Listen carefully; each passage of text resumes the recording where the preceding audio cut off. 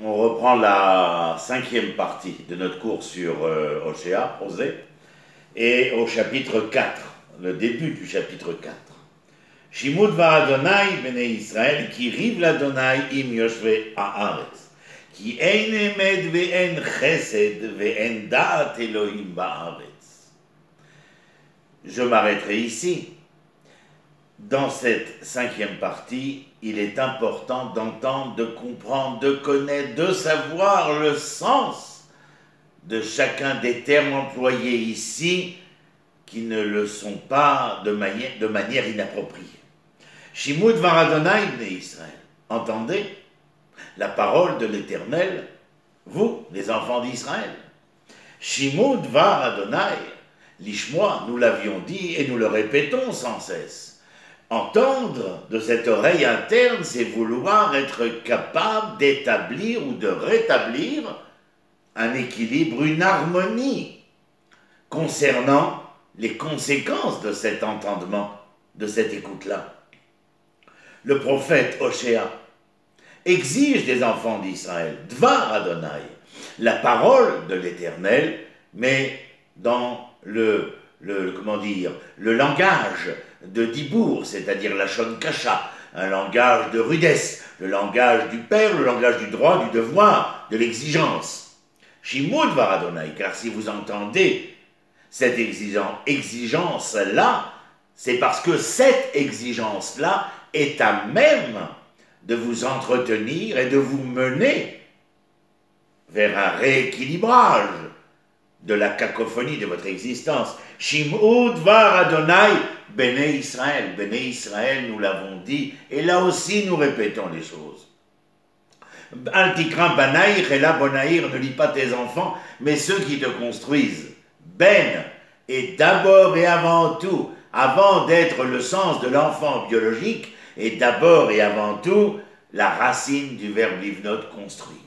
Et donc, les enfants d'Israël sont ceux à même de pouvoir, mais ici, de devoir construire, réaliser Israël. Qui rive l'Adonai im yoshve haaretz, car au vu et au su des événements dont Hoshea est le contemporain, il ne voit aucune amélioration. Les métaphores voulues par l'Éternel à travers le vécu intime, à travers le vécu d'amour inapproprié avec la prostituée, avec la femme adultère, sont là pour éveiller les consciences d'Israël, encore une fois rééquilibrer le sens de leur inconscience. Qui rive l'Adonai im yoshve haaretz, oui, l'Éternel est en disputation. Il est en colère contre les enfants d'Israël, qui par leur inconscience se défont de la conscience exigée ici, qui par leur cacophonie, pas non seulement lorsqu'ils s'expriment, comme si on voudrait entendre la note ou le son de la voix, non. Dans le comportement et la conduite, il y a cacophonie. C'est-à-dire qu'il n'y a là aucun entendement tel que le verbe lishmoa voudrait que cela soit entendu. Il n'y a aucune prise en considération de la parole exigeante de l'Éternel. Et en voie de conséquence, il n'y a apparemment chez les enfants d'Israël aucune aspiration, aucun désir profond de vouloir être ceux qui, malgré la réalité qui est la leur et qui n'est pas des plus réjouissantes, voudraient se reprendre en main, essayer de se reconstruire. Béné Israël. L'Éternel est donc en dispute avec les enfants d'Israël. Le prophète vient, le prophète c'est Navi, Nif P'Hachem, le porte-parole de l'Éternel, il dit Ki en emed ve'en chesed, il n'y a ni vérité ni amour. Oui, chesed, je le traduis par amour, et non pas par beauté, ça fait trop catéchisme. Et nous disons en hébreu chesed shelemet. Chesed shelemet, vous m'avez bien entendu, traduisez. comme je viens de le traduire. Chesed shel emet, l'amour de la vérité. Alors, qui en emet ve'en chesed, il n'y a pas d'amour de la vérité. Et s'il n'y a pas d'amour de la vérité, comment pourriez-vous connaître la da'at Elohim? Comment c'est écrit? Ve'en da'at Elohim ba'aretz. Il n'y a pas de la connaissance de l'Éternel. Alors je ne peux pas connaître l'Éternel, bien entendu. Je ne peux pas voir l'Éternel face à face, comme l'aurait voulu Moshe.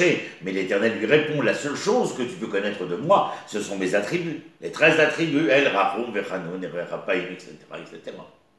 Qui à travers ces 13 attributs, à travers ce que tu es, ou ce que j'entends que tu es, ou ce que je vois que tu es, ou ce que je perçois, ressens de ce que tu es, ces attributs-là font que, si je me demandais qui es-tu, alors je devrais les citer. L'Éternel dit, tu connaîtras l'Éternel lorsque tu seras en vérité. Tu toucheras un tant soit peu à la vérité divine. Lorsque tu seras mansuétude, tu toucheras un tant soit peu à la mansuétude de l'Éternel. Quand tu seras miséricordieux, tu toucheras un tant soit peu à la miséricorde de l'Éternel. Il est vrai. C'est donc que la relation va rester ad vitam aeternam, une relation subjective. Subjective de la même manière que je vous connais, que vous me connaissez. Nous ne nous connaissons guère en notre âme et conscience. Nous ne nous connaissons qu'à travers les attributs que nous percevons, que nous voyons, que nous entendons, que nous ressentons, etc., etc.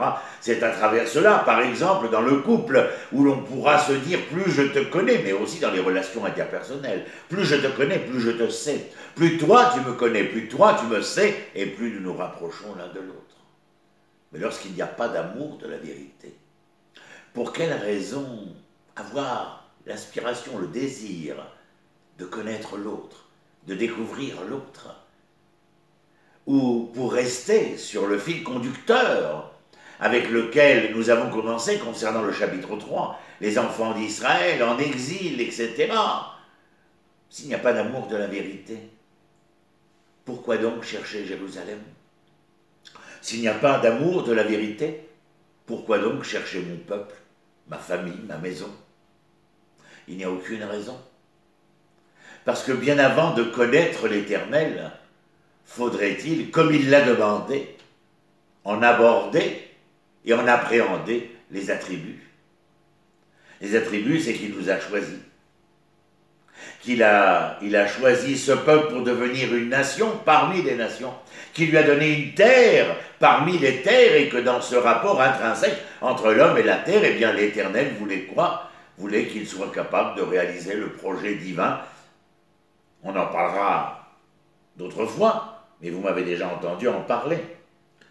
Ki en emet ve'en chesed ve'en dat Elohim ba'aretz. En conséquence de quoi? Il y a ce refus qui fait que, précédemment, j'avais dit, les enfants d'Israël se retrouvent dans une situation où ils ne sont pas ni dans leur espace, ni dans leur temps. L'espace, c'est où habites-tu? Le temps, c'est l'identité. Comment t'appelles-tu?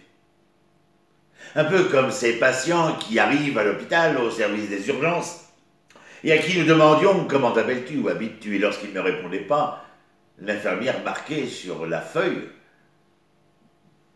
des orientations temporospatiales DTS. Vous comprenez? Il y a là une exigence. Shema dvar Adonai, Shim'o dvar Adonai bnei Israël. L'exigence de pouvoir entendre la parole de l'Éternel. Mais sa parole m'a été transmise.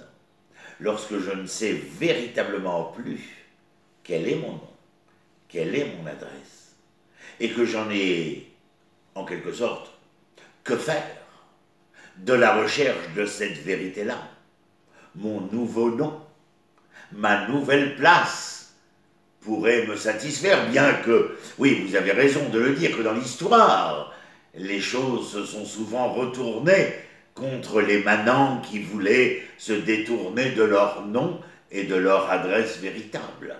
Et voilà, nous avons la chance aujourd'hui par exemple, moi, de vous parler depuis ici, Hebron, Eloné Mamré, cette vallée où l'Éternel, justement, a fait alliance avec Abraham.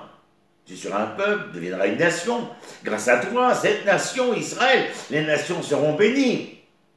Mais cela pas avant que toi, dans ce rapport intrinsèque avec la terre, tu sois capable d'avoir une véritable histoire conjugale, c'est-à-dire de te conjuguer avec la terre, raison pour laquelle la terre se conjuguera avec toi, raison pour laquelle la terre donnera ses fruits avec abondance, et que le peuple d'Israël reviendra, tel qu'il est écrit dans Yécheskel au chapitre 36. S'il n'y a pas cet amour de la vérité, pouvez-vous me dire pour quelle raison je chercherai à connaître l'autre, qu'il soit homme ou qu'il soit Dieu? J'irai même plus loin, je finirai avec cela. Lorsqu'il n'y a pas d'amour de la vérité, c'est qu'il n'y a déjà pas en amont de la recherche de l'autre, qu'il soit homme ou Dieu, qu'il n'y a pas une volonté foncière, probante, d'aller à la rencontre de soi. Car en fin de compte, je ne pourrais véritablement aimer la vérité que si déjà j'avais bien voulu aimer cette vérité pour moi-même, en moi-même, par moi-même. À très bientôt. Shalom et merci d'avoir été avec nous. On se retrouve très bientôt. Shalom, shalom.